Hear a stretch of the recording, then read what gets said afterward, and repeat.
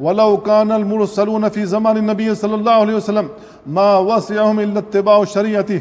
قال عليه الصلاة والسلام: والذي نفسي بيده لو كان موسى حيا لما وسعه إلا اتباعي. يقول الشيخ الإسلام ابن تيمية رحمه الله: الناس محتاجون إلى الإيمان بالرسول وطاعته، وهم أحوج إلى ذلك من الطعام والشراب بل من النفس. من تدبر سيرة النبي صلى الله عليه وسلم من ولادته إلى موته علم أن رسول الله صلى الله عليه وسلم حقا، وأنه جاء بأكمل دين، وجمع الله له محاسن الأمم، فأصبحت أمته أكمل الأمم.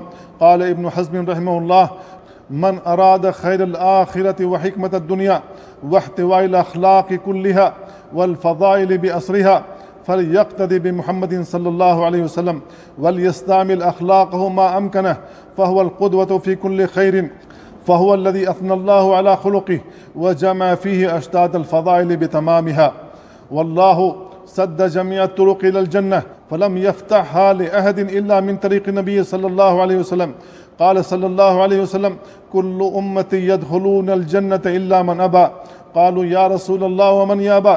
قال: من أطاعني دخل الجنة ومن عصاني فقد أبى.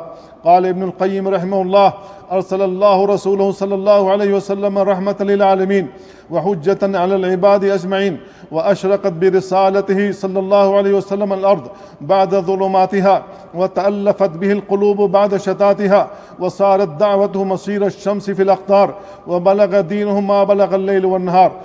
هو الذي أرسل رسوله بالهدى ودين الحق ليظهره على الدين كله، وكفى بالله شهيدا.